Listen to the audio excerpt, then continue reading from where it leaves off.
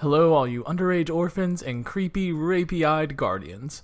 Today, we had the second installment in our spooktacular Spook Fest, with a movie that wants to be a horror and a thriller, which doesn't understand horror movies and has never seen a thriller. So join us as we take a look inside the glass house here at Crush Celluloid.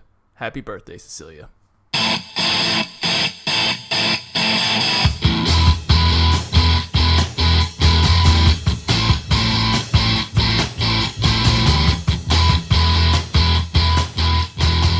Alright, today we are here to talk about 2001's The Glass House. Why the fuck are we doing this?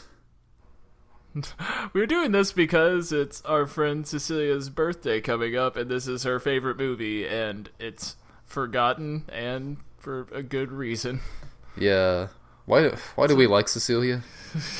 I mean, I know she's seen better movies than this. I know, I've watched better movies than this with her. But whatever, we'll go through The Glass House and I mean, I guess we'll start off. It's ostensibly a horror movie, but without horror. Really? Yeah, it's a horror-esque movie. It tries to be kind of creepy and ominous, but I mean, nothing really happens until the last 20 minutes, and even that isn't even so much horror-y. Like, nothing that bad really happens. No, it's really more of a thriller drama type thing, but it really kind of fails in those aspects also. I mean, it's kind of, I don't know, it reminds me kind of watching K-Pax, not nearly as bad, but just kind of as boring. Well, yeah, that's the main thing I got out of it. Like, it wasn't bad. It was just very mediocre. Yeah, like Stellan Skarsgård, who stars as the creepy I don't know what you call him. He was the guardian, father, yeah. Guardian, and I love Stellan Skarsgård, but even he can't really save this material. It's just kind of like he's doing good. He had some good moments in it, but yeah, he doesn't have much to work with. And I feel even worse for Diane Lane because I love her. I think she's great, and she gets maybe a couple of small moments in this film to actually do something, but the rest, she's more just kind of a background character. She doesn't get a whole lot to do. Her character kind of has an arc that's interesting, but they don't explore it enough. There's really, like, I mean, I wouldn't say that there's a good movie buried in this movie, but it could have, like, somewhere around the middle of the movie, instead of sticking with the main character like it has been, it just starts spiraling off in all these different directions, and you're just like, what is going on? Like, this movie has totally lost focus on itself. Well, not only that, when you're saying you don't even think there's a good movie buried in it somewhere, I think there might have been, because apparently the original cut of this movie ran almost 3 hours, or right at 3 hours. Christ. So I think maybe they cut it down to, I guess it's like 101 minutes, but maybe they cut out the wrong stuff and left the wrong stuff in. It's possible, but I don't see it. I mean, it could. I don't know. I have no rejoinder for that. Yeah, I don't even know how it could have been 3 hours. Like, did they just really drag out, like, finding out the story for that much longer? Or was, like, the finale more? Was there more to that? I think maybe, if anything, there might have been more Diane Lane stuff and maybe more stuff with their parents before the accident. That would have made sense, because, well, we'll get into that. But, so, let's set the mood that this movie was released in 2001, and it lets you know all the time that this movie was released in 2001. Not only that, it was released 3 days after September 11th. Oh shit, I didn't realize that. Same day as Keanu Reeves' Hardball. Oh yeah, one of our lost podcasts. Which you can get if you donate a little bit of money to the cast. Anyway... But basically, this and Hardball were released in the same day, and then the following week, Mariah Carey's Glitter came out. So basically, for the 2 weeks after September 11th, you could see this, Hardball, or Glitter. Those are the only main releases, and America chose Hardball. That's how we healed. Between these. It has Lily Sobieski, who I liked until I went back and watched this, and now I'm questioning how much I really like Lily Sobieski. I just really liked her in Eyes Wide Shut. I don't know. That's all I think it is. Like, I don't think I'd know her from anything else, but I loved her in that. I mean, I know her from, like, Never Been Kissed. She was, like, the nerdy girl in that. Oh, yeah. I forgot about that. But yeah, she's, I really didn't like her in this movie. No, she, and, I'm gonna rip off something from How Did This Get Made, but, Jason Mantzoukas, when talking about From Justin to Kelly, talks about how Justin...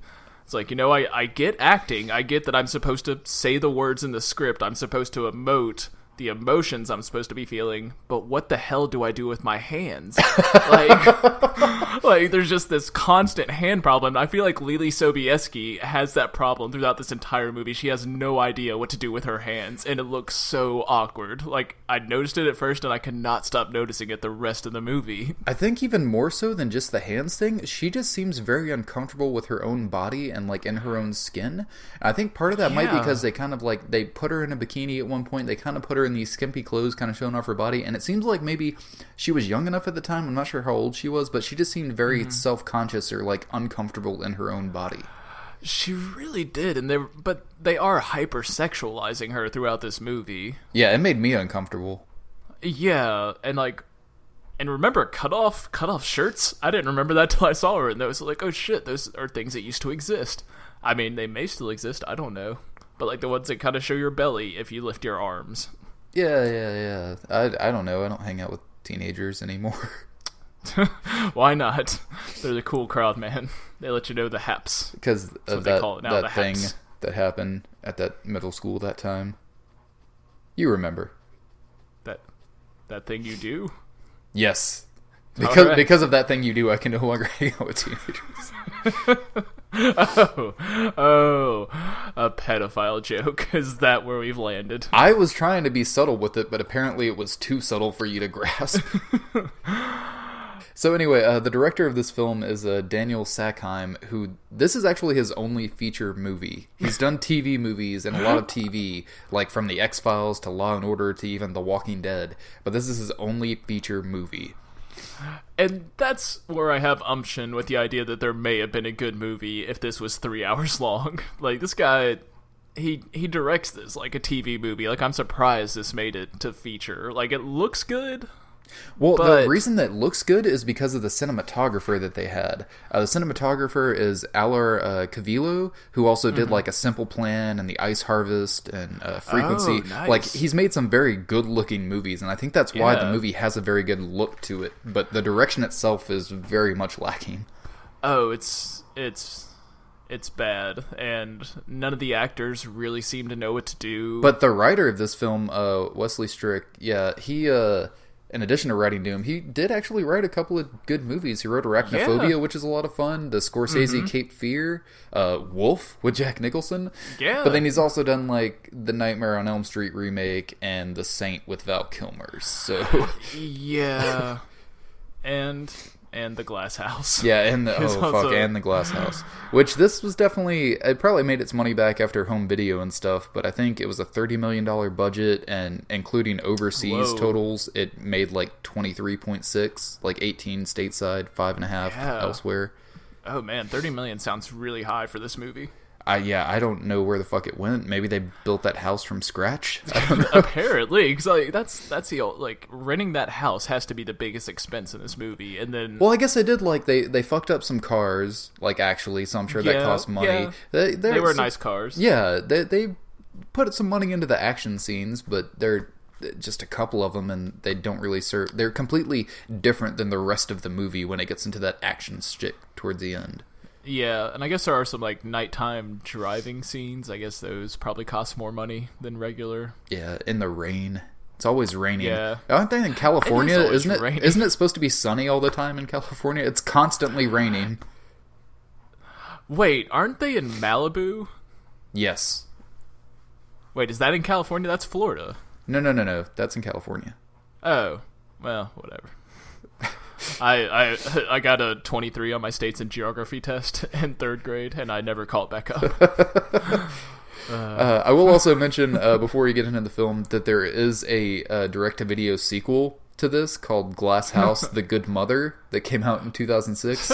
It's different characters in a different house, but the same exact story from what I saw. You see, this story, this has the potential of a good story. You can make a good story out of this, like a good B horror movie. This movie decided to go the thriller route, and thing about when you go to a thriller, you're starting to go, like, the instant comparison is going to be to an Alfred Hitchcock film. Which this is not. No, and I mean, it's unfair. It's completely unfair to compare The Glass House to any Hitchcock, but just as a thriller, Hitchcock kind of set up, you have to make your thriller tight. Like, it can't be sprawling, it has to be intelligible, you have to get your point across to the audience in the least amount of effort possible. This movie does none of that. Yeah. It's a bunch of red herrings that sometimes pay off, sometimes don't. It's things that are, like, very vestigial to the plot happening, and you don't know why they're happening. And then also, like I said, it takes this completely different turn in the middle of the movie where it starts following other characters, whereas we had mostly just kept with the one character throughout the film. It's a mess. This movie's a mess. It definitely is. In order to get us in the mood for talking about it, I have to read this brilliant tagline to it. Sounds good. Okay, so this is the tagline, or one of the many taglines for The Glass House.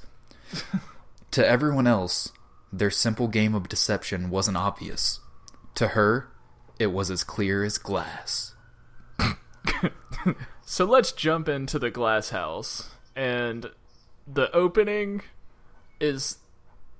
See, well, to get back to it, this movie was sold as a horror movie, and the opening starts with a satirical horror movie being played at a theater that Lily Sobieski and her teenage friends are watching. Yeah, the movie's called Prom Nightmare. Prom Nightmare, and that's a horrible way to start your movie if you are not clever enough to back up that satire, and this movie was not. No, and actually I got very disappointed because in that opening scene, I didn't realize it was a different movie. I thought that's how the movie was opening, because I had no idea what this movie was really about. So I was just like, after it turned out to be a movie, I was like, man, I was really hoping this, like, slasher gimp movie was, like, the actual movie. That was a big disappointment for me. Oh, it would have been awesome. But yeah, they open up their movie with what probably would have been a better movie if we could have just followed that one. And I hate their conversations so much. I hate all the teenagers' conversations because they sound so horribly overwritten and just... Well, and again, it's written by a grown-ass man. Yeah, who is trying to think like a teenager, so they're like, who's Meryl Streep? And like, oh, she's like Katie Holmes to our parents. Like, guys, I'm hip. I know all these buzzwords and people. Well, the same thing happened in the fucking Nightmare on Elm Street remake that he also wrote. Like, the teenage dialogue is fucking horrible. I don't even remember that. I watched it, but I don't remember seeing it. But I'm sure, like, I mean, teenage dialogue is very hard to do, especially if you're trying to make it realistic. Like, most people just tend to downplay it. Well, that's the best way to go about it, because most of it is just stupid regular talk. All teenagers aren't, like, really smart and hip and, like, always trying to be clever. It doesn't happen like that most of the time. Usually it's just very monosyllabic, like, 1-2 word sentences.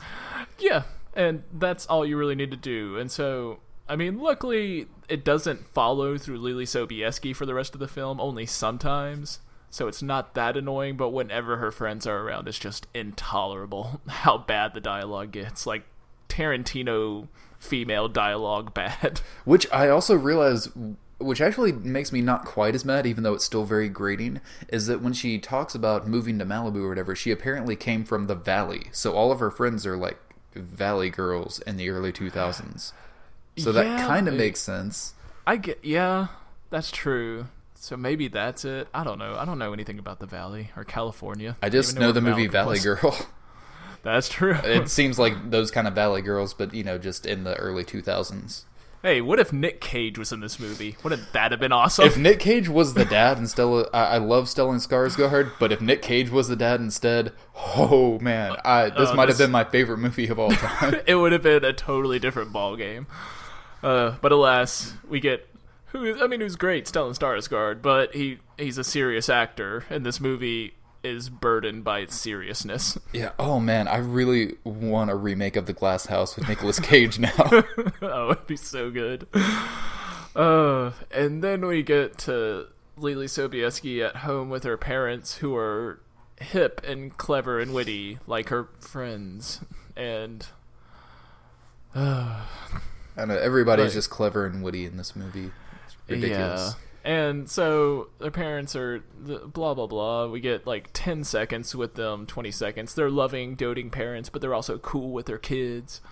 Then we go to their school, which, did you get this when they started walking up like in their sunglasses and their Catholic schoolgirls? It was like The Craft. Stuff?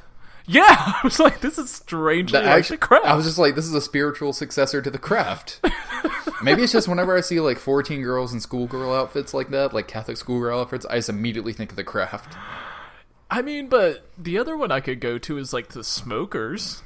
Yeah. Like, I like that movie too, but this one seemed like, I think it was the sunglasses. Maybe, but really it's got like into they stole that a shot directly from The Craft. I know I think they did. Like, I think they just lifted it wholesale from The Craft and just stuck it in their movie. Anyway, then we get to like a car scene, which once again is like The Craft.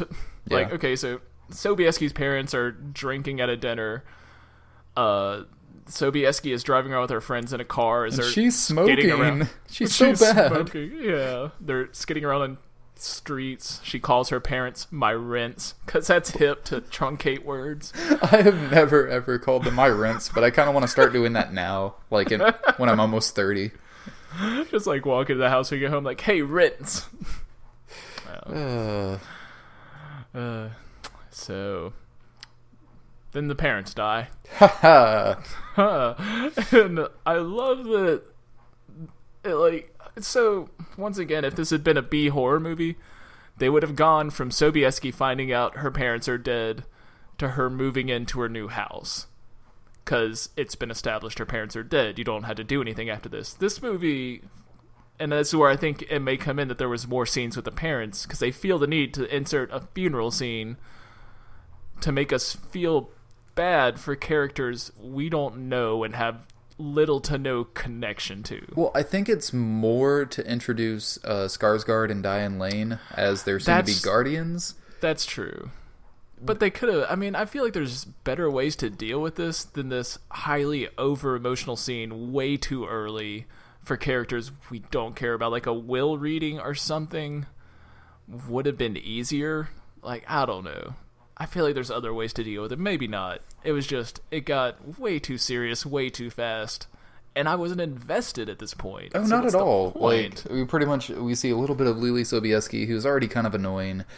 We'd see practically nothing of her little brother. He's just a standard little brother. We see all of half a minute with her parents. Like, yeah, I mean, it sucks her parents died or whatever, but like you said, we're not invested in these characters. We don't know them. There's no reason for us to be sad. Yeah, and so there's no reason for, like, the little brother to go up and start crying at the podium and stuff, because it doesn't make me feel anything. And again, I think it's just to introduce Lane and Skarsgård, so like they go up there and they help him, and then Skarsgård gives a little speech about them to show that, like, oh, they were next door neighbors and they're really close, so he can talk about them or whatever. To kind of set up, I guess, to make sense of why she goes to live, because that's one of the biggest fucking things in this movie to me. I was like, why the fuck does she even go to live with them to begin with? She has other family. Uncle Jack is there. It seems like the brother is being consoled by a grandma or something, like at the funeral. Like, why would they just go with these people that used to be their neighbors instead of some kind of family? That is pretty insane. And then, well, we'll get to this, but I guess we'll get to this. We get introduced to Bruce Dern, who is their family's lawyer. What the fuck is Bruce Dern doing in this movie? Oh, I know. I feel so bad for Bruce Dern. At least I mean, you know, he had to go through some shit in the early 2000s, but a little over a decade later, he'll get an Oscar, so it's okay. Yeah, it works out. But, yeah, so Bruce Dern is their family's lawyer. He informs them that they have enough money for the rest of their lives, which is a very convenient plot point, considering it, like,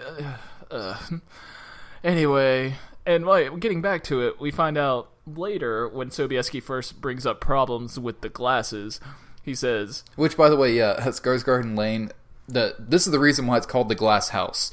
Oh yeah, they are called the Glasses. That is their last name, and they also have a house, and it's mostly made of glass. Get it? Get it? It's glass upon glass. It's a double entendre. Entendre. Anyway, and so Bruce Dern later in the movie tells her, well, if they're not watching you, where are you going to go? You're going to be wards of the state. But like you said, they have an uncle. They have apparently a grandmother. Like, well, it wasn't established that it is a grandma, but I assumed that, like, are all their grandparents dead? They don't seem like they're that old. They have an uncle. Like, they have to have some kind of family. Yeah, so there has to be somewhere else they can make it to. And it seems like they would automatically go to family as opposed to next-door neighbors. Yeah, even if they were close friends. Once again, comparing to Hitchcock, you have to keep the shit tight. Like, otherwise your thriller does not work, because thrillers revolve around keeping people guessing. But when you're being confusing, there's nothing to guess at, because you're trying to guess why they're doing these other things instead of the thing that makes more sense. Yeah. And that's how I felt during most of this movie. Like, why is everyone acting unreasonably instead of doing something reasonable about this situation? Well, not only that, but even just the way it does the reveal of what's actually going on. Like, it doesn't do too much of, like, a slow reveal, and it seems like it keeps revealing too much at once, and then it tries to backpedal and be like, oh, it's actually not so bad. Like, as soon as they started revealing the first thing or two that is starting to show what's really going on, it's like, no, fuck that. You get out of that situation. Obviously, this is bad. But they kept trying to backpedal, like, after they had given away too much information.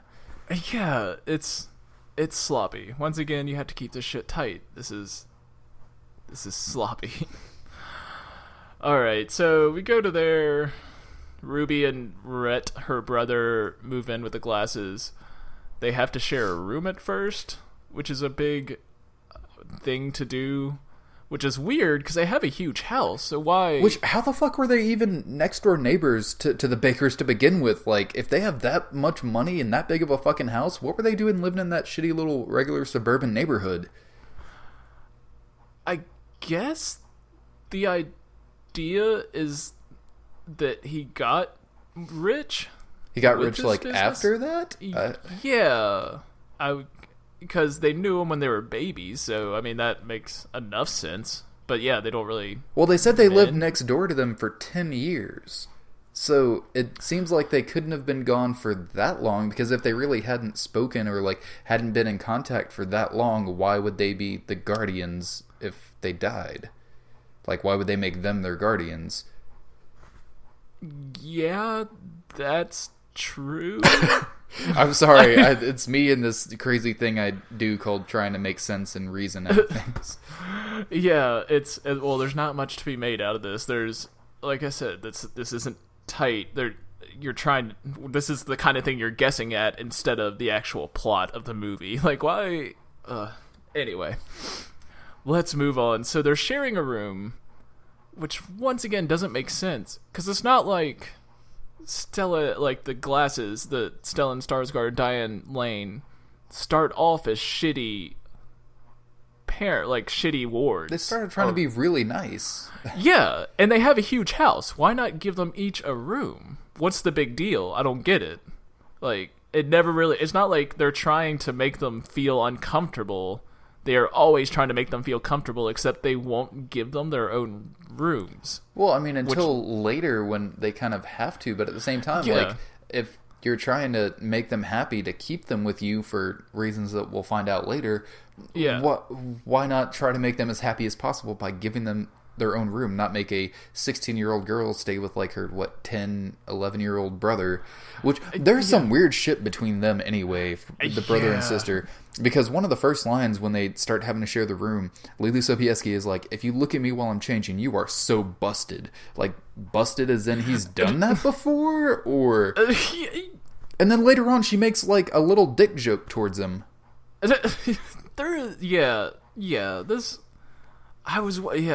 What is that? If you even glance at me while I'm changing for bed, you're busted. Like, what?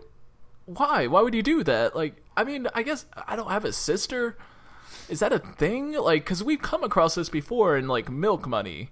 Is this something I mean, prepubescent boys are horny, but I imagine that's still your sister. I mean, even if you have a hot sister, like, it's still your sister, and I just don't see that. I mean, again, I don't have a sister, so I don't know, but... So, yeah, maybe we're out of our league on this, but it seems so strange. Yeah, but but it's weird, and I do believe like Lily Sobieski is just so over sexualized in this movie in every way possible, from her little brother to her new guardian. Just everyone is just trying to fuck Lily. Apparently, yeah, it's so strange. I will say also the first night they're in that room, the brother is sitting on the bed, and I don't know if maybe he was just trying to annoy her. He turns a flashlight on and beams it at the ceiling. It's just like, he just starts doing this really crazy shit, like crazy noises. Like, who does that when you're 13? Not only that, it also seems like he's trying to look at her changing as well. To where she feels the need to leave the room and go change out in the fucking hallway instead of in a bathroom for some reason. What is up with these people? And also, like, I know that there is a pool outside, but how come when they're inside the house, anywhere they go, there's always just water effects everywhere?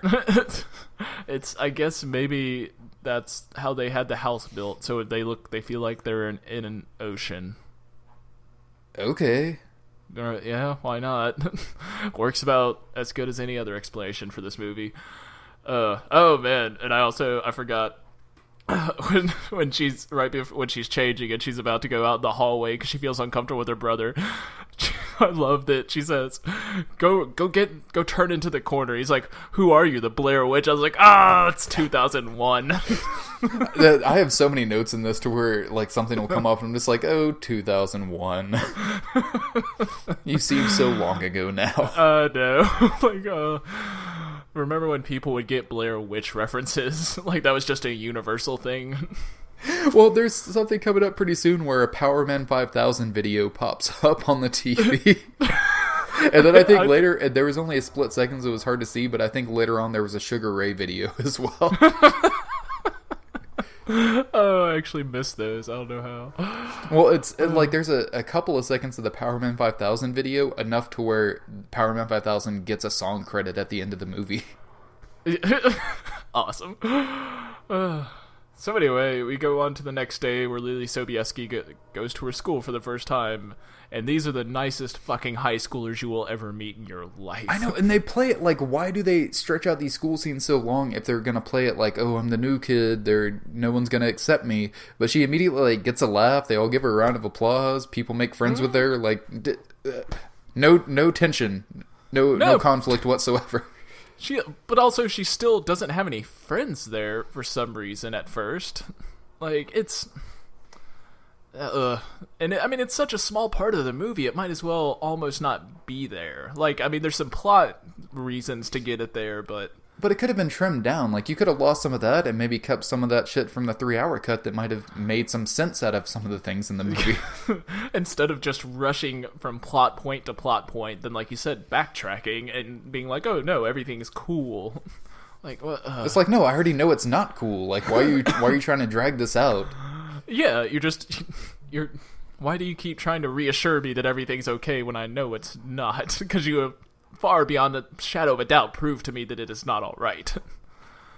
Like, this is North by Northwest, this is not. Like, where you're constantly quite, once again, not fair to compare it to Hitchcock, but damn it, Hitchcock did so good with this kind of material. This is just so sloppy. Well, I mean, it's hard not to. I mean, it's not necessarily just comparing it, but it's just like, that's what you want to try to aim for if you're going to make this kind of movie.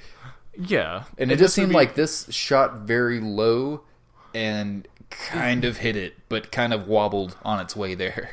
Yeah, pretty much. And so, get back to the house, little brother, they bought him just a shit ton of PlayStation and 64 and all these video games as a way to buy him off. We'll find out later-ish, kind of. But they don't really buy anything for her, like, what they should have done. Well, they buy her clothes. Yeah. So I guess that, like, girls like clothes, little boys like video games. That's all I got. I like clothes. I like clothes too. And then they have this Lily Sobieski talking to her friend from the valley on the phone about. They had this weird, once again, like overly wrought, trying to be witty conversations where it's like teenage. It's like teenage Tarantino kind of shit. Yeah. It's just like they're talking about like, oh, they don't even allow cell phones on campus. I mean, what savages are they? Do they not know cell phones are a civil liberty? Like, oh god, 2001. And then Diane Lane it's the first sign of the parents being kind of creepy-ish, because she was apparently listening in on the call, and she's like, you need those kids to like you. You need to fix your attitude. Which, I mean, it's a good way to start off. They could have kept on that slope, going steady. But... Well, yeah, exactly. Kind of slowly, just like, because on the one hand, she is kind of making a point, like, you need to be accepted. You need to accept your situation. Like, frowning about it and being a little, blah, isn't going to help anything. Yeah. But she also was kind of, like, menacing in the way she said it. Like, there was a bit of malice to that was unnecessary. Yeah, and so it was a good way to start off the slope. But it quickly goes off the deep end. Like in the next fucking scene. Yes, when Lily Sobieski goes swimming. Oh, I will say right before the swimming scene, though, she does this because she has, like, a nightmare. And it's a very short, like, shot. But there's a scene where she kind of wakes up and her mom's standing at her door and she reaches for her. And then there's this really cool, like, stretch shot, like, down the hallway with really cool lighting. That was a really nice shot, but it was just very quick and kind of unnecessary. But also strange that Sobieski is referring to her as mommy, because she is 15, 16 years old. Yeah, but for mommy. Yeah, but whatever. But her mom's dead, so seeing her, she's probably like, "Mommy, thought I'd never see you again." I can get that a pass, but then she wakes up and decides to go night swimming. Yeah, and there are some uncomfortable shots in this. Oh man, Skarsgård way over rapies it. Well, not only that, like, I understand at this point, Lily Sobieski was definitely over 18. She was probably in her early 20s or something. Around there at least. But in the movie, she's supposed to be a 16-year-old girl, and there's so many shots during her night swimming thing where it is just like, you're seeing crotch shots, you were seeing boob shots, you were seeing her butt, and it's like very kind of slow moving, like sexy with her swimming in the pool. Like, I understand Lily Sobieski is attractive, but she's playing a 16-year-old girl. Why are you trying to give me a boner? And it also... And they succeeded, but still, I don't appreciate it. But it also makes it creepier in that you don't feel as weird when Skarsgård is sexualizing her, because the movie is already doing that. Exactly. He starts to do that, and I'm just like, oh, he's a creeper. But I was like, well, shit, I was just thinking about how hot she was, so I guess I'm no better. It's hard not to when the movie's filming it this lovingly, this sexually. And yeah, it's way overplayed, because Skarsgård, he gets her out of the pool, he like pulls her out, he goes and grabs a towel, and then he obviously looks her up and down for a good couple of seconds before giving her the towel. Like, this is the first time you get Skarsgård being creepy, and he is already off the fucking deep end of creepy. Yeah, he does not subtly slip into this. He just comes on full rapey. Yeah, which, I mean, once again, could play in a B horror movie. Like, if you're just gonna go full force, like, go ahead and just jump into it. But it doesn't play with the way Diane Lane's playing it, which is, like, it looks like it's gonna be this slow curve into, like, taking advantage of her and slowly, like, weaving their way into her life and taking away her privacies. Yeah, pretty much from their first lone interaction, you're like, okay, Skarsgård really wants to fuck Lily Sobieski. Yeah, that is the only conclusion you can come to from that scene, is that he really wants to fuck this girl. And I guess that's the main difference between, like, types of movies being made, or at least, like, the talent behind it. Because even just a couple years before, like you said, Lily Sobieski was in Eyes Wide Shut, and she is, like, in bra and panties during most of her scenes in that movie. But those made me uncomfortable. It was not shot in a sexual, loving way to where, like, I looked at that and I'm like, oh man, she's hot. Like, it made me uncomfortable, and I felt bad for, like, seeing her in her underwear like that. Here, it was going for that.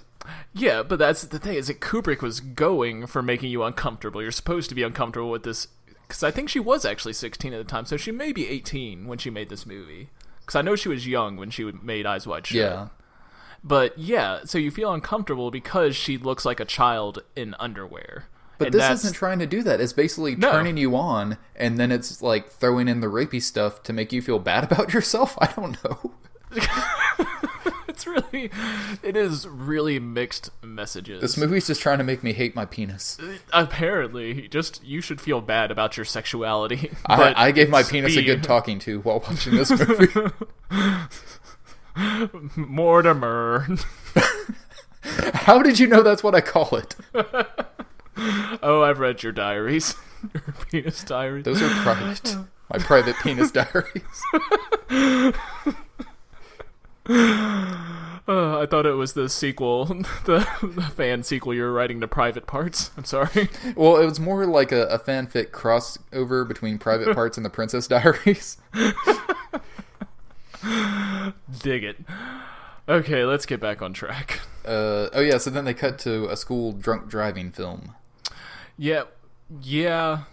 And Sobieski's uncomfortable, then we get to the next dinner. I mean, unless you have anything you want to talk about, I just kind of want to... Well, during the scene, they kind of do the school drunk driving thing, which I took driving. They never showed us shit like that. But she kind of has like these weird flashbacks, but I guess kind of visions, because she wasn't there when the car flipped or whatever.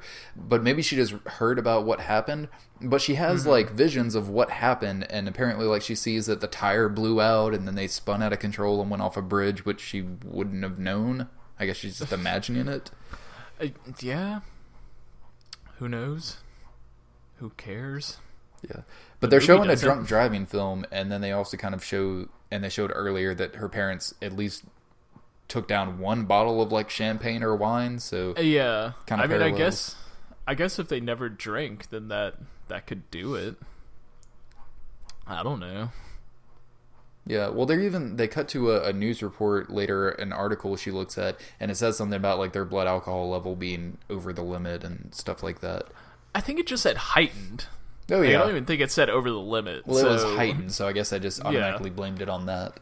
Yeah, I guess that's the idea. And then we get Diane Lane and Sobieski. They kind of bond over Sobieski's period.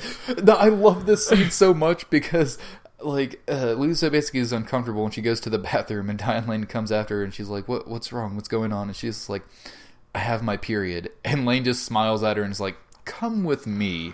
Like she's gonna take her on like a magic carpet ride through the wild world of menstrual maintenance. Like, oh no, she says it like in almost this sexy whisper, like, "Oh, come with me." Like it's weird and off tone, but yeah, like, it's almost like a knowing smile, like, yeah, I could smell it.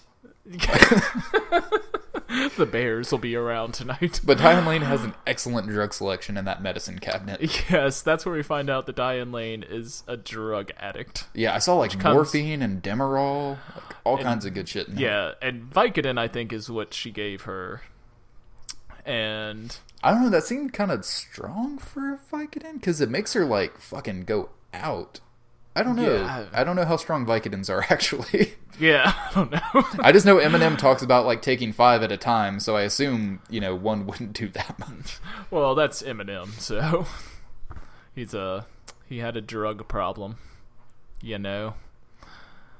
And so then we follow. She's all like, her brother's playing an annoying sounding video game. He's like, "Sorry, I'll turn the volume down." She's like, "No, it's kind of calming." No, it's like, good. I like it. Yeah, she's strung out, man. Which apparently they drug her brother too, but we don't see how they drug him. They drugged him? Yeah, Why? well, because she wakes up or whatever, and he is just like passed out on the floor, and like while the game's going, and she even like lifts him and puts him on the bed, and he's fucking dead weight. Like, he doesn't stir at all. I thought they drugged him as well. Because then I was like, well, wait, they drugged both of them so they could have a fight? Why would they drug them just so they could fight? I feel like he played video games till he passed out. Well, it's just like I'm just waiting for a save point. And so I thought he was going to end it soon. And then I thought maybe he just, like, passed out. Because the TV was really loud, too. Yeah, I don't know. Who knows? Who fucking cares? But yeah, so Sobieski sees the glasses fighting, and still nothing happens. and Skarsgård sees her, blah blah blah. That's kind of it. Yeah, that's it. She just sees that all is not well at the house, but I mean, they're married. Married people glass fight. House. Oh, she's starting to see through the glass. Through the glass darkly. Yeah. Anyway, that's a bit much. So then we go the next day to Sobieski at school, and she has this weird story where she talks about how when she was supposed to be writing a paper, she went to a rave instead. And got fried. So I don't know what that means. I'm guessing she does drugs. But, yeah, I take it that meant she did like ecstasy or something, because she went to a rave. That's what you do at a rave. Exactly. And she's like, and then I downloaded this thing off the net. Tuesday I was busted. Like, and I didn't get what that story meant until later in the movie. Yeah, well, she actually mentioned, because that's how the girl comes up to her. She's like, oh, I heard you were on academic probation at your last school. For something or other. Yeah, and then she tells him, but I was like, yeah, that's how you make new friends. This is the first conversation you had. You got to start by telling him you got fried at a rave and plagiarized an assignment. Oh, and make sure to toss in a statutory rape joke, too, because you said you blew your vice principal, and that's how you got out of it. Yes, because those go over well. But yeah, how would that girl even know about her academic suspension? Like, is this something she's going around telling people? Is she starting her own rumors around the school? So. They just said that there was a rumor, and if that's the case, like, why would that be the thing she talks to her about? Not like, hey, I heard your parents died in a horrible car accident. Like, that's the one that gets there? Is the one that she plagiarized something, or she was on academic probation, not that her parents died of horrible fiery death? Hey, I heard your life has been extremely tragic lately. Let me talk about your plagiarism. Ridiculous. Okay, so then Skarsgård gets super rapey. Like he gets awfully rapey. Like if you thought he was being rapey before, this is even you further. Just wait. You're in for a treat. So Skarsgård takes Sobieski to a fancy dinner under the pretense of going to a movie premiere, which he's like, who wants to go to a movie premiere? I'd rather go to a movie premiere. That's why she went. She had homework to do, and she's like, I guess I'll go if it's a movie premiere. Yeah, and so no, it's just going to be a dinner, and they talk, and then Skarsgård has this weird line, like, there's one thing I haven't told you about Erin. And like, first, like, have you told her anything about your wife? Like, we haven't seen it. What does this mean? I think the only time they've spent alone together was the first really creepy moment when he wouldn't give her a towel for about 20 seconds. Yeah. Fucking, what is going on? He's like, there's one thing I haven't told you about Erin. It gets real lonely being with Erin. Like, what is all this? Well, not only that, but yeah, the whole dinner scene is just very weird. And this is the first time that we see, like, the dude drinks like a fish. Like, yeah, and oddly enough, Sobieski doesn't say anything about it, but she's not nervous about him drinking, only once he's driving like a fucking wreck. Like, you'd think she would be like, hey, do you think you could slow down? It's like, you still have to drive me home. You know, my parents just died because they got drunk and then drove home and then fell off a fucking cliff. Yeah, you know, this is kind of a sensitive thing. Like, it's fucking strange. Why? And so they drive home, and the craziest fucking car ride scene ever, with fucking Skarsgård being insane, like driving insanely, then doing this crazy like 90-degree turn, going across 4 lanes of traffic, getting on an off-ramp, and then like leaning over like he's going to kiss Sobieski, and then she's like, Terry. And he says, you forgot to buckle your shoulder belt. And who the fuck calls it a shoulder belt? Come on. You know, English is a second language. Yeah, true. And it's weird and rapey, but it's manic. This movie is gone off the deep end. That was very awkward, and that's the second time he's been kind of weird and creepy towards you. But at the same time, he almost just fucking killed you by driving like a drunken fucking maniac. That seems to be a much bigger problem than him being kind of creepy towards you. Yeah. Which is still a big problem, but still, like, that's something you bring up when she kind of tattles on them later. That's all she says, that he's made me feel uncomfortable 2 different times. It doesn't say, like, oh, he took me out to dinner, got really drunk, and then drove like a maniac and almost killed us several times on the way home. Yeah, and she doesn't get out of the car. At that point, when you're on the off-ramp already, it's just like, you know what, I think I'll take my chances walking home. I'm not comfortable in the situation. Like, can I borrow your cell phone and call a taxi? But this is what I'm saying, because this is the point, like, this scene and the very following scene, they toss out way too much to make it way too dark, to where they can't backpedal from that, but they try to do that like everything is okay afterwards. Yeah. Because, oh yeah, go ahead. Well, no, you take it. Oh, okay, so they make it home, and Lily Sobieski goes inside to collect her computer and school books and stuff, and then you kind of see a shadowy figure on the couch, and it pans over, and we see that Diane Lane is completely strung out on the couch with like a needle in hand, like just watching TV. It's ridiculous. You see the drugs, you see that needle in her hand. It looks like she's tied off. Like it got dark real quick. Oh yeah, she looks like a fucking zombie, and they play it with like the dern, like there's a music cue to go along with it. Like it is, yeah, way overplaying its hand at this point. And then the next day, Sobieski goes to her lawyer, Bruce Dern. God bless him.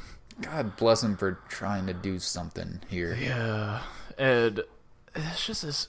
It's so strange because she tells him once again. She doesn't tell him about him driving like a drunken maniac. She tells him about all this other stuff, and he's just like, and he tells her, and this is a good point he brings up, except it's not true apparently. But you know, if you get taken away from them, then you're going to be wards of the state, and you're going to have to go to a foster home or something. You won't have a choice. Like, yeah, they're like, you have nowhere else to go.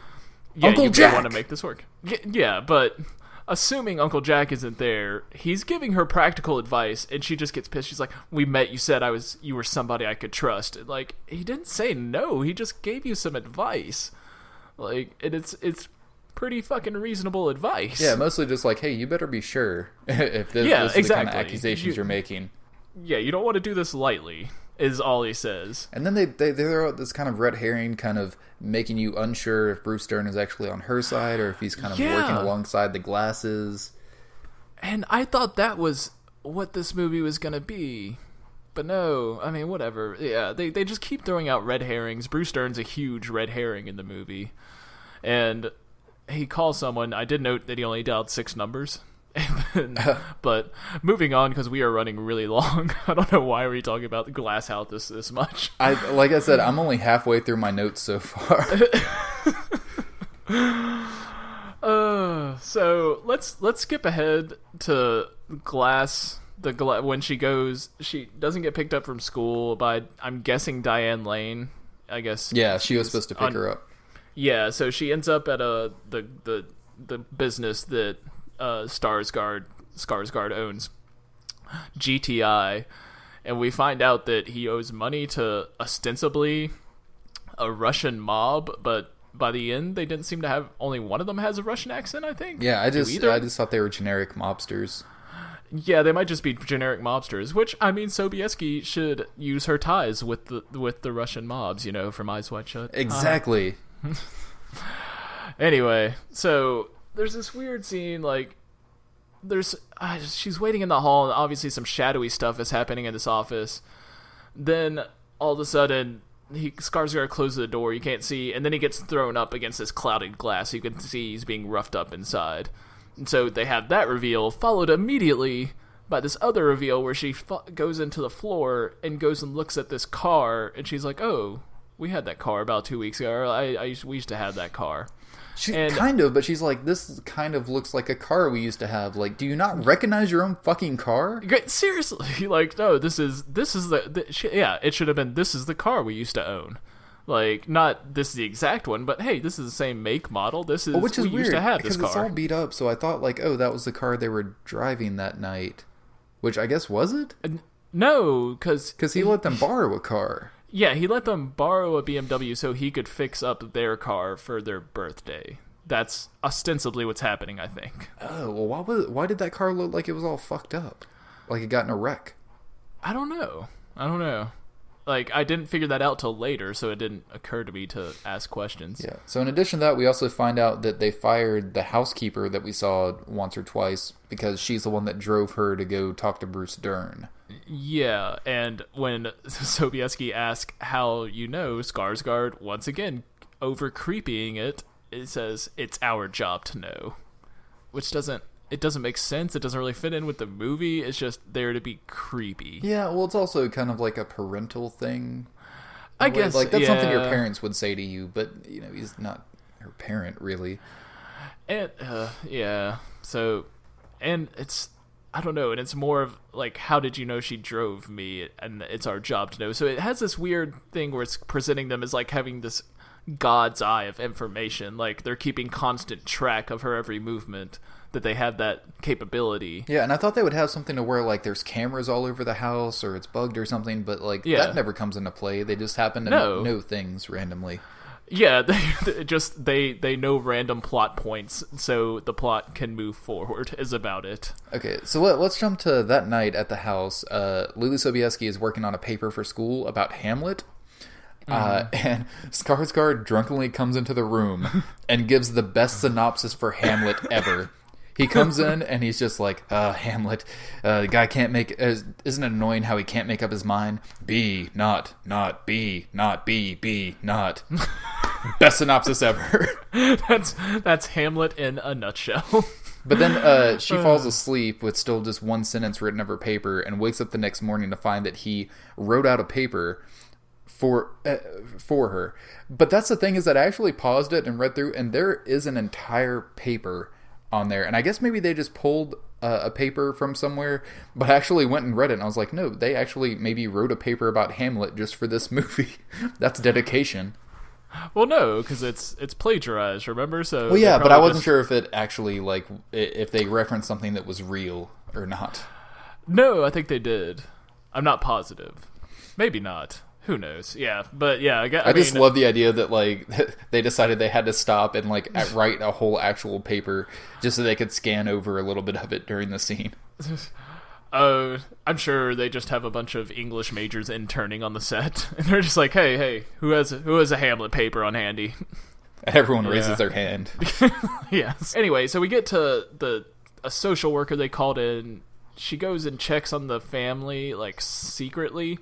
But apparently this is another thing where for some reason they had this information that this woman was about to come, because they happen to hide all Diane Lane's drugs. They happen to split the kids into two separate rooms, which why they didn't do that in the beginning still hasn't been explained. But the funniest thing about their two rooms, though, is that they go into the boys' room and he has a Star Wars Episode 1, The Phantom Menace poster. And then when it goes into her room, she has an NSYNC poster above her bed. So again, it's like, this is what boys like. This is what girls like. I missed that. That's awesome. And so now, and you think like this social worker is going to play in later in the movie? Nope, she's gone after this.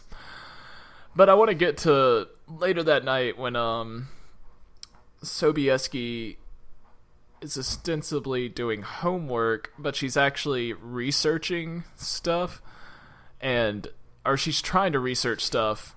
And she tries to get on the internet, and you hear like the 56K dial-up line. Oh, I missed that. I don't really miss that. That's annoying as shit. But I don't even think her laptop is plugged into a phone line. It is not. Yeah. And I was just like, wait, you can't wirelessly connect to 56K? Like, that's not a thing. Oh, I thought that was ridiculous, but yeah. 2001. Oh, 2001. And also, so like, yeah, they took away her AOL account. Yeah. And then she looks like she wants to cry. But I think the reason why is that when he wrote her paper for her, she was also, in addition to doing her paper, she was doing research on like her dad and the accident and stuff. So I think maybe he saw that, and that's why he decided to cancel her AOL account. Yeah. Even though she's trying to be secretive, but apparently not secretive enough to where she's not going to fall asleep in the middle of doing this thing. Yeah. Also, sometime during the scene after the social worker thing, we discover that the Glasses got $30,000 back for their tuitions from the private school they were attending when they put them in public school. And also, she finds her uncle's phone number because he sent them a postcard that they threw away, which they're not very good at throwing sensitive shit away that they wouldn't want children to see, because it's not like teenagers ever throw anything in the garbage. Well, I guess they just assume that they're too self-absorbed to bother paying attention to their surroundings. Sure, why not? So then there's this weird... So Skarsgård gets a phone call in the middle of the night from the Russian mob. Sobieski happens to be in the kitchen. She uses the phone to listen in on the call.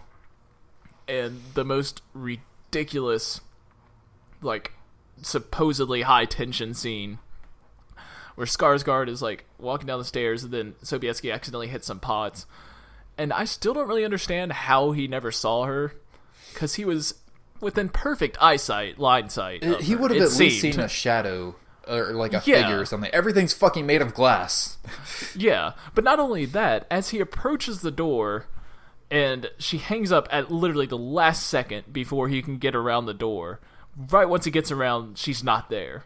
But she's on the other side of the room behind a wall that she literally would have had to run right in front of his eyesight to be able to get there. Yeah, it's very horrible editing in doing that. Yeah, it did not make sense. Like, it's just like they set up this scene, or they had written out the scene before they had the location pinned down, and so they're like, they're trying to make it work, but they hadn't thought about that until that point. So like, well, the phone's here, but how the fuck are we getting her to hide? Where can she hide? And so they're like, fuck, I guess we're just gonna edit around it. And well, I think it's just more quick cutting editing. I think they just cut it way too close. Like, way closer than they should have, to try to make it seem more tense, but it just makes it look stupid. Yeah, well, no, I mean, anywhere he was in that living room, as long as he was looking in that direction, he would have seen her dart across the room and to get behind the wall. Yeah. Like, it's a completely open space. There's no way she could secretly get there. It's ridiculous. Anyway, let's move on. Yeah, we could argue about how ridiculous this movie is all day. Yeah, so, okay, she gets caught plagiarizing because apparently Skarsgård ripped off his Hamlet essay. And then we get... They're threatening to send her off to some school for challenged teenage girls or something like that. They set her up so that they could get rid of her. Yeah, and then there's this scene where Sobieski tries to take her brother and leaves. They go in the rain. Which, by the way, he doesn't want to leave, but she coerces him into leaving with the promise of free Dragon Ball Z tapes at Blockbuster. It's like, 2001. 2001. And they get caught by a cop. Anyway, Skarsgård's right behind him.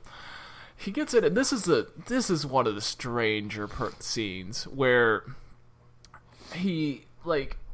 She brings up what she thinks he's doing. Well, she basically accuses him of like killing her parents, like setting the car up, cutting the brake line or something like that, and then doing that so that they can get the money from them. Yeah, and he explains it away as to why that isn't the case.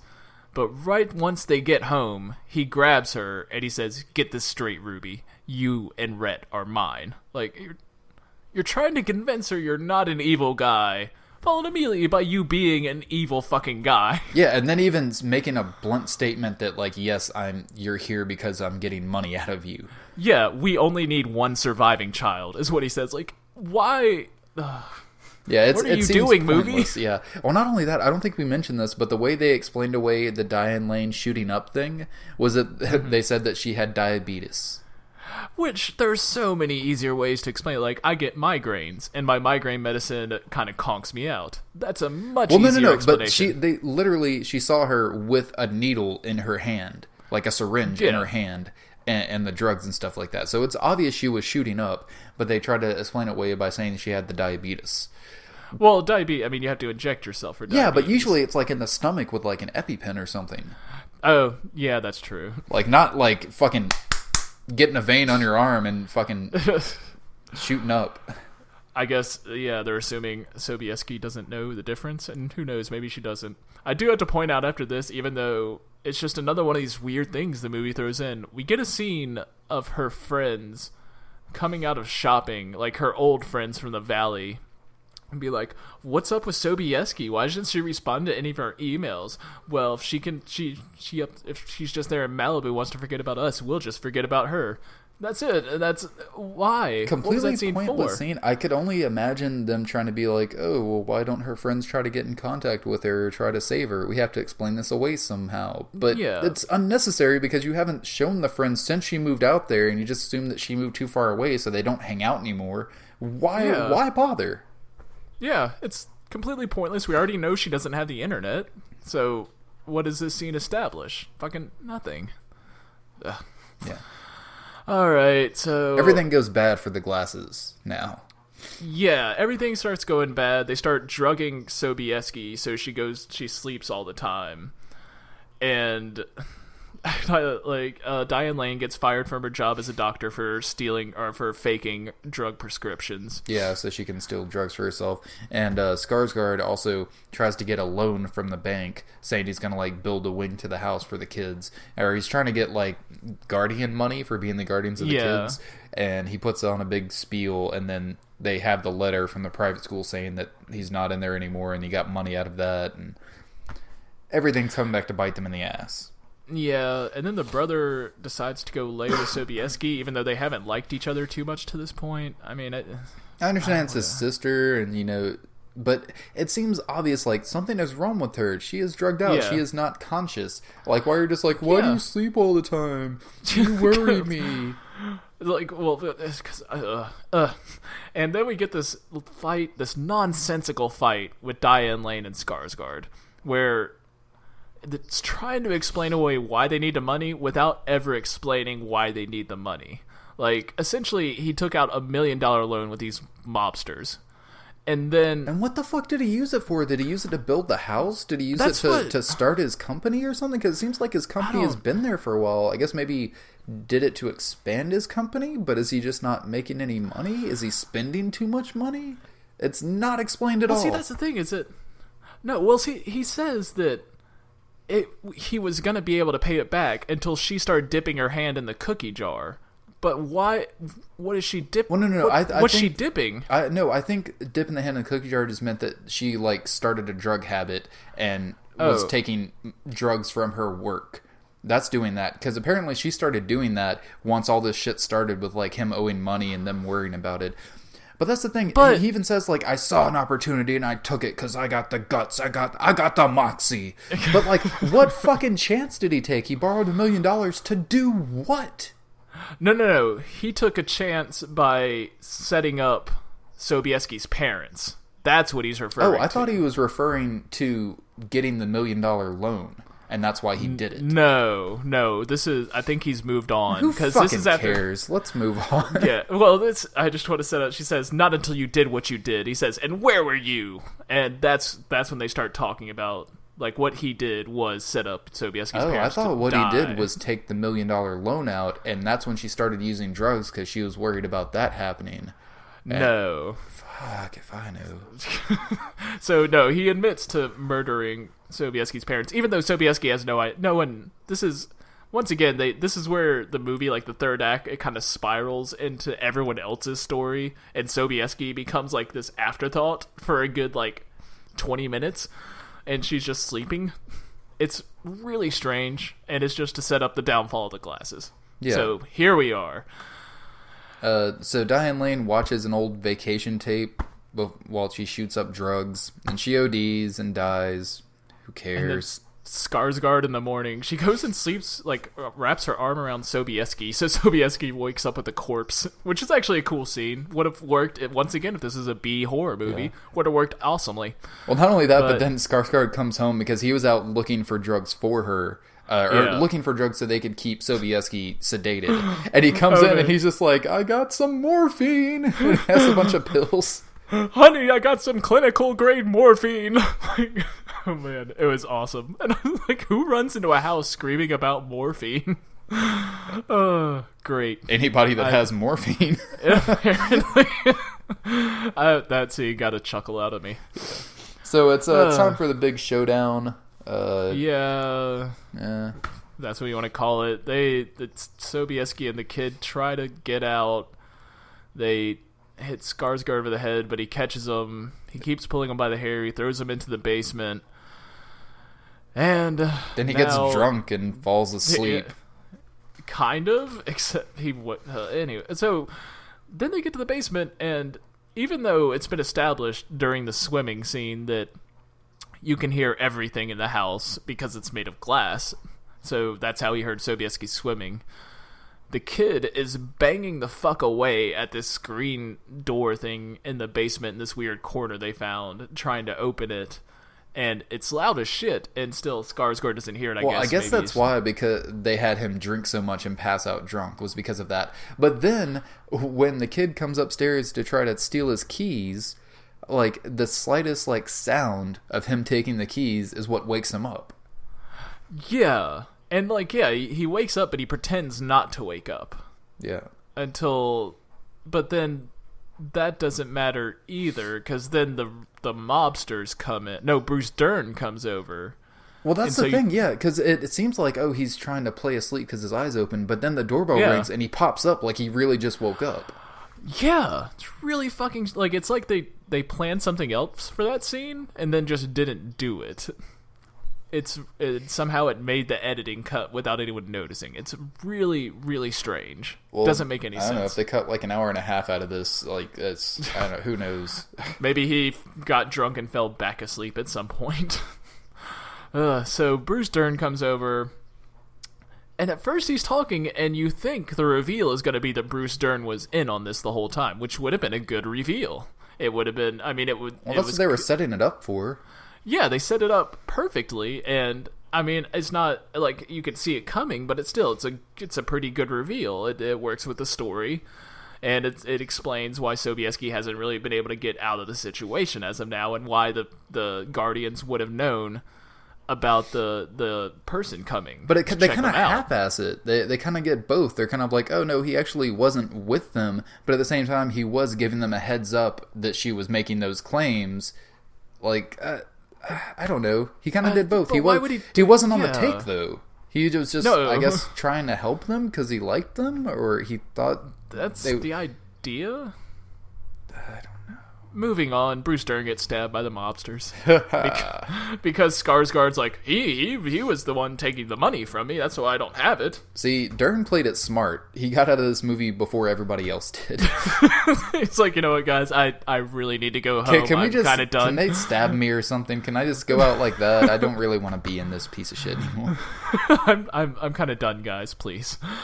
And so, yeah, Bruce Dern gets stabbed. The mobsters... And we kind of miss this whole scene where Skarsgård brings his Jaguar out in the driveway, which still doesn't... There's no reason he should have done that, because it doesn't make any sense. He pulled it out, and they kind of showed him doing some random work on it, but he's basically setting up the car to crash so that he can dump his dead wife's body inside of it and then make it look like an accident. I thought he was going to dump like the kids in it.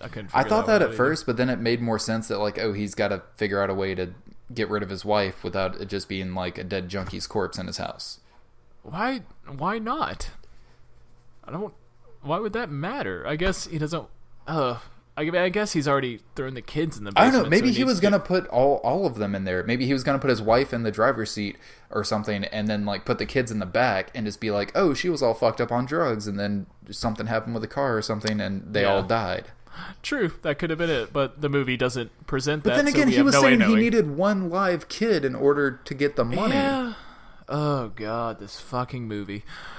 Okay, so the mobsters, he convinces them to take the Jag, or he tries to convince them to take the Beamer or some other car, the Volvo, in the driveway. And he does this for a long time. I guess Sobieski could hear this conversation, because once again, you can hear everything in the house except for a kid banging out a screen fucking door. And so she's stabbed the tires on the Volvo, so they have to take the Jag. There's this pretty cool car scene where the brake lines have been cut. They're going down a mountain really fast. Well, it just seemed like he was gaining a lot of speed, like the gas pedal was down and he couldn't get it back up. Well, he had gone up to like 75 before shit started going down, and then he got up to like 90 to 100. So it's not unreasonable. Anyway, moving on. Who the fuck cares? Yeah. So cool car crashes. I gotta say that. Yeah, cool car crashes. They're just not in step with anything else in the movie. Like, it just turns into some random dumb like action movie all of a sudden. Yeah, it's strange, and then the one guy gets hit by an 18-wheeler. The guy in front of them. So one of the mobsters gets blowed up. Yeah, the other one gets blowed up real good. Yeah. The other one eventually crashes through a concrete bearing, which I'm pretty sure a Jaguar would just crumple if it ran into a concrete pylon thing like that. But whatever, it goes through, it flips. Then I love this ending scene for how fucking ridiculous it is. So Sobieski and the kid get picked up by a cop. They get driven down. He meets the other cops that are kind of dealing with this one situation. He's the first one to come across the broken concrete. Yeah, which had Skarsgård and one of the mobsters in the car. Yeah, and so he pulls over. He goes and looks down at the car. Yeah, immediately I'm just one last scare time. Yeah, so the mobster's dead. He looks at the car. Skarsgård isn't there. He calls in a dead body. He turns around, and a bloody Skarsgård, for some reason, punches the cop. Yeah, I thought he would have a rock or something, but no, he's all fucked up from a brutal car wreck, and he's bloody and, limping and shit. Yet he just fucking plants this cop out. It's a cop. Shouldn't he be trained to, deal with that and maybe take a punch? But at the same time, why is he punching him? He doesn't know that Sobieski and the kid are up there. Well, he doesn't, but he's trying to get away, so he punched him and took his gun, and he's trying to get away. But, I guess that's it. Why not just run away at that point? Why punch a cop? And why steal a gun? Oh my god, you're making it so much worse for yourself. And so maybe he was really fucked up. Maybe his only thought was I guess I could take the cop car and try to get away because there's no way I'm fucking limping out of here. Yeah, maybe that's it. Who fucking knows what he's doing? It's just, it turns into a standard horror movie at the end, and it's strange because once again the rest of the movie was not that. And so he goes up top. Sobieski sees him. There's this weird oh no, I can't find the key scene. Once again, standard There's horror movie. There's a fucking shotgun right next to her. She doesn't need to find the keys and start the car. She can just fucking shoot him with a shotgun. I know, there'd be glass everywhere. It might be bad, but still, there's a shotgun. You have a second option if you can't find the keys. But, so, she ends up backing up and then running Skarsgård over as he tries to shoot her before he dies. Which he does not do a good job. He had the gun the whole time and could see her coming towards him, but he waits until the last possible second and tries to pull out the gun, but doesn't even shoot. Yeah, it doesn't make any goddamn sense. It doesn't. And then I thought they were going to hit him and then they stop, and I was like, wait, one more scare? One more? No, okay, I guess not. Nope. Then we just see that they are now with Uncle Jack, which they should have fucking been to begin with. And I just thought have access my first thought was and then the little kid becomes Batman. It could have worked that way. I mean, the weird thing about Uncle Jack is that she gets his number about halfway through the movie, and she has access to a phone. She may lose the internet. She always has access to the phone. Anyway, we're running so long that wraps our special edition of Crushed Celluloid. You're fucking welcome, Cecilia. I fucking hope you're happy. About it kind of made me more mad about the movie. When I first watched it, I was like, it was okay. Nothing special, but it was okay. You're right, I was like, it looked pretty good. The cinematography was really good because it had a good cinematographer, but it's... Yeah, I did think it was pretty harmless when we got into this, but yeah, now I'm pissed off at all the plot holes that you could drive fucking Jaguars through. Get it? Call back to the plot.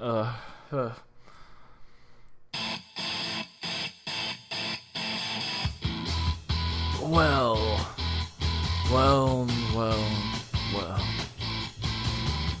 Join us next week when we tackle Wes Craven's werewolf movie, Cursed. See you here next time at Crushed Celluloid.